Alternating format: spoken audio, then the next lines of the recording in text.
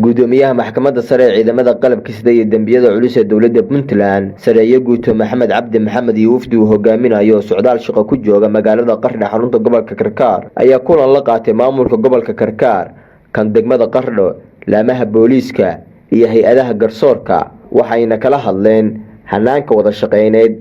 ee maxkamadda iyo maamulka dowladda ee gobolka Karkaar taliyaha socdaalkiisa ku weeliyeen gudoomiye ku-xigeenka xeer ilaaliyaha guud ee maxkamadda sare gaashaanle sare aadan cali maxamuud gudoomiyaha maxkamadda darajada koowaad ee gobolada Sool Nugaal iyo Karkaar gaashaanle Cabdiraxmaan Ciise iyo gaashaanle dhexe Cabdiraxmaan Keenadiid oo ka tirsan maxkamadda sare ee ciidamada qalabka sida ayaa booqasho ku tagay xabsiga weyn ee magaalada Qardho iyagoona la kulmay maxaabiista garsugayaasha ah iyo kuwa xukunka ku dhacay waxayna ka wareysteen xaaladooda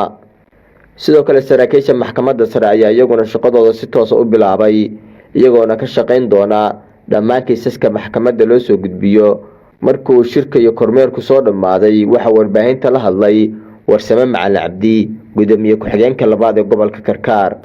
waxaan maanta gobolka ku qabanay team uu la socday oo garsoorayaal ah gudoomiyaha maxkamadda ciidamada sare General Maxamuud oo shalay yimi oo hawl shaqo u yimi iyo hawl cusub maanta gobolka ku qabanay oo ah garsoorkii gobolka Karkaar gudoomiyihii darajada ciidamada koowaad iyo xeraaliyihii oo halka yimi oo hawshoodii dardargelin wada oo bilaabaya maanta waxaan ku daafuray gobolka xarunta gobolka Karkaar waxaana ka soo qayb galay laamaha amniga heer gobol iyo heer degmo iyo duqa degmada wixii gobolka joogay oo dhan baa yimi aad baa loo soo dhaweeyay waana hawshiina waa la faahfaahiyay waxaana lagu ballamay in hawsha meeshii ay laga bilaabo oo shaqadii halka ka socoto waana la ballan qaaday wixii heer gobol oo amniga iyo gobolka iyo degmada iyo wixii joogay aad bay u ballan qaadeen aad baan waxaan u mahad celinayaa gudoomiyaha maxkamadda ciidamada sare waxa weeye mala ay lahaan jirin gobolkan waxay ahaan jireen dad socda oo ama waqti yimaada hal waqti ama mar baahi ku yimaada laakiin maanta waxa yimi iyo wax xafiiskoodii meesha laga furayo shaqadii ka bilaabayaan sareeyo guuto Maxamed Cabdi Maxamed gudoomiyaha maxkamadda sare ee ciidamada qalabka sida iyo dambiyada culus ee dowladda Puntland ayaa dhankiisa warbaahinta la hadlay isagoona sheegay annagoo kormeeraynay runtii dadka ku xiran oo maxkamadda ciidamada u xiran tirsigoodu intuu yahay waxa rumaanka ah iyo waxa xukuman iyo waxa rafaacan sugaha ah alxamdulillah dad yar baan helay oo aan badnayn inay rumaan yihiin oo 5 qof ah waxa maxkamadda ciidanka u xiran oo dhan oo rafaan sugayaashana waa 7 qof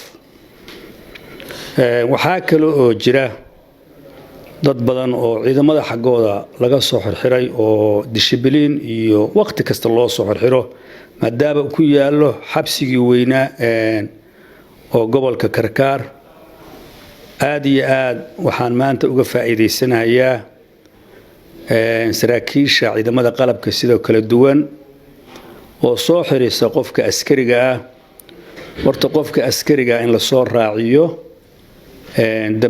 dambigii asagoo lahaa oo dacwadiisa iyo dacwad galeelkiisa si loo helo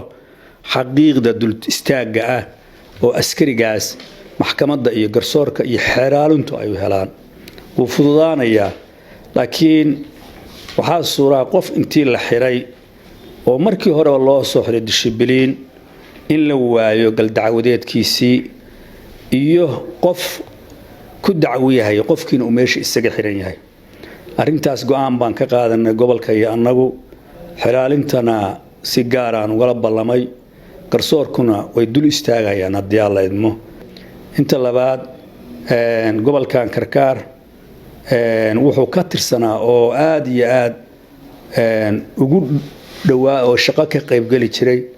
darajada koobaad oo bari oo garsoorka iyo gudoomiyaha iyo xiraalinta bari